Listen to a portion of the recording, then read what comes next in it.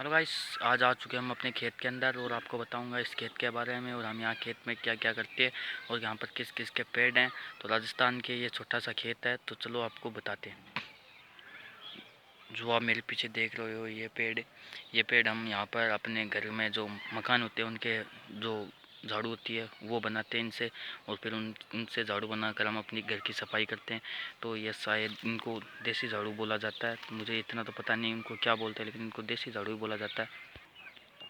फिर आता है राजस्थान का सबसे प्रसिद्ध वृक्ष खेजड़ी। तो मैं इस खेजड़ी के नीचे खड़ा हूँ इस पूरे खेत में, और हमारे आसपास में जहाँ आप देख रहे हो वहाँ तक सारी खेजड़ियाँ दिखेंगी, देख लीजिए। फिर यह जाता है हमारा खेल, यानी इससे हम अपने जो पशु बढ़ते हैं उनके लिए कुछ मतलब बाड़ वगैरह सी बनाते हैं। तो हम अपनी भाषा में उसे बाड़ कहते हैं। वो बाड़ भी दिखाऊंगा कि इनसे कैसे बनाई जाती है। ये वैसे तो एक पेड़ होता है जो बिना पानी के उग जाता है। राजस्थान में ये हर खेत में दिखेगा। इसे खेर कहते हैं, और इसके जो पत्तियां हैं वो कांटों में तब्दील हो जाती है क्योंकि इन्हें पानी नहीं मिल पाता है, तो इसके कारण ये कांटों में तब्दील होते हैं। देखो आपको मैं इसके कांटे दिखाता हूँ। ये देखो बहुत ही खतरनाक कांटे हैं। तो पशुओं के मतलब खेत को बचाने के लिए हम इसकी बाढ़ करते हैं। तो आपको दिखाते हैं, चलो अगला पेड़। फिर आ जाता है ये आक का पेड़, जो बहुत ही अनावश्यक है। अगर इसका जो मतलब दूध, इसमें दूध वगैरह सा होता है, जो आपको मैं ऐसे दिखाऊंगा। ये देखो, अगर यहाँ के अंदर चला जाए तो बहुत ही खतरनाक जहर की तरह काम में लेता है। वैसे ये बहुत लगता तो बहुत सुंदर है, लेकिन ये अनावश्यक के कोई काम का नहीं है। ये आक का पेड़ है और हम अपनी भाषा में इसे आकड़ा कहते हैं। तो इसके मैं फूल दिखाता हूँ आपको। ये देखो कितने सुंदर है, मगर सुंदरता के पीछे नहीं जाना चाहिए, क्योंकि अगर इस आँख में बाल लग जाए तो बहुत ही खतरनाक वाला दर्द होता है। ये फिर हमारा न सिर्फ घास जो इसमें उग जाता है, जो खेत के लिए कोई लाभदायक नहीं है, तो हम इसे काट कर एक जगह इकट्ठा कर देंगे। फिर इसको या तो जला दिया जाएगा, वरना इसकी खाद हो जाएगी। खाद इसे ना ज़्यादा उगेगा खाद होने से, तो हम खाद अपनी पशुओं की भी यहाँ गिरते हैं। आपको अगले ब्लॉग में अपने पशुओं से भी मिलाऊंगा कि हम घर में कौन कौन से पशु रखते हैं।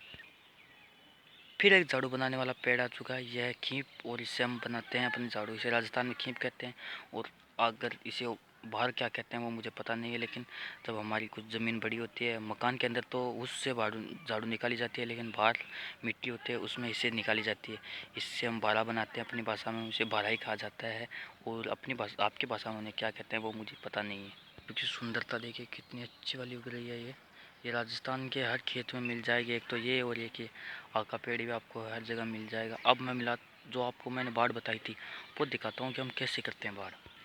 मैंने आपको बाढ़ के बारे में बताया था, बाढ़ के बारे में बाद में बताऊंगा। पहले हम बाढ़ करते कैसे हैं उससे मैं दिखाता हूँ। यह है झाड़ी। खेती के बाद राजस्थान का प्रसिद्ध वृक्ष यही है। जो मैंने खेर के बारे में बताया था उसी तरह यह है। इसको अगर पानी नहीं मिलता है तो ये देखो इसके ऐसे कुछ कांटे उग जाते हैं। ये देखिए कांटे कितने खतरनाक वाले हैं।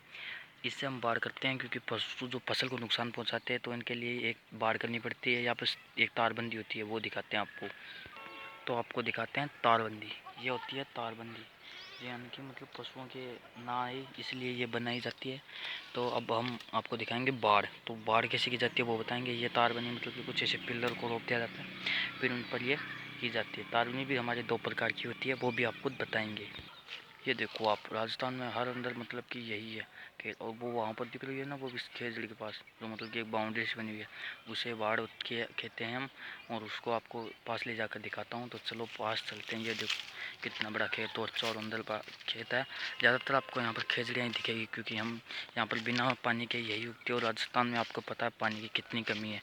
तो चलो बाढ़ दिखाते हैं आप। तो आ गए हम अपने खेत की बाउंड्री के यानी बाढ़ के पास। ये देखो ये खेत के पशुओं को बचाने के लिए होती है। तो ये देखिए बाढ़, ये जो मैंने झाड़ी और खेर बताए थे उनसे बनाई जाती है, या फिर ये खिजड़ी की जो लकड़ियाँ हैं उनसे भी बनाई जाती है। तो अब चलते हैं अपने घर की ओर। तो घर पे जाते जाते मुझे बीच में खेत में एक पेड़ मिल गया, तो सोचा आपको इस पेड़ से मिलाया जाए। ये पेड़ है, देख लीजिए। इस इस पेड़ को आपकी भाषा में तो पता नहीं क्या कहते हैं, लेकिन हम इससे आड़ू कहते हैं। और चलो अब आपको बताते हैं कि हम राजस्थान में कौन कौन सी फसलें उगाते हैं और किस किस ऋतु में फसलें उगाते हैं। तो चलो चलते हैं और आपको एक जगह बताएंगे। जो आप मेरे पीछे देख रहे हैं ये मतलब पशुओं के घालने का चारा है जो हम पशुओं को डालते हैं। ये कैसे बनता है वो आपको मैं बताता हूँ। हम खेत के अंदर पहले जो रब्बी की फसल आती है उसमें गेहूँ उगाते हैं। गेहूँ उगाते हैं तो तब इसे हम गेहूँ को अलग करते हैं और इसको अलग करते हैं। ये थ्रेशर के द्वारा अलग किया जाता है तो ये बच जाता है, तो ये पशुओं के डालने के लिए होता है। और जो गेहूँ होते हैं वो हम खाते हैं। और जो बीज के तना होता है मतलब गेहूँ के, अगर अगले सीजन में आएंगे तो मैं आपको दिखाऊंगा, लेकिन अभी तो हमारे यहाँ पर जो खरीफ की फसल है वो होएगी तो उसके बारे में आपको बताऊंगा। तो ये रब्बी की तो चली गई, तो ये है यहाँ पर, ये खागला देख लीजिए, ये पशुओं के डालने के लिए ही होता है। तो दिखाते हैं, इसके कुछ पेड़ अभी तक बच्चे हैं, जो जड़ हैं वो बच्ची हैं, वो दिखाऊंगा आपको। ये जो आप देख रहे हो नीचे की ओर जो ये दिख रही हैं कुछ मतलब उभरी हुई सी, यही हैं वो जो इसके जड़ बची हुई हैं। ये देख लीजिए, ऐसे कुछ जड़ें बच्ची चुकी हैं क्योंकि ये कोई काम में नहीं आएगी। अब इसकी सफाई कराएंगे हम ट्रैक्टर के द्वारा। फिर हम यहाँ पर बाजरे वगैरह वो होंगे वो गिरेंगे तो फिर वो उग जाएगा। फिर वो बड़े होंगे, फिर हम उनकी खाएंगे। तो बाजरा तो हम खाने के लिए काम में ले लेंगे, और बीज का तना है उसकी फिर एक बार चारा हो जाएगा, उससे हम कुत्ते कहते हैं और इसे हम पूड़ा कहते हैं, या इसे हम अपनी भाषा में खागला ही कहते हैं। तो चलो दोस्तों, इस ब्लॉग को करते हैं यहीं पर समाप्त। तो चैनल को कर लीजिए सब्सक्राइब। जिन भाइयों ने पहले ही कर रखा है उनको दिल से धन्यवाद।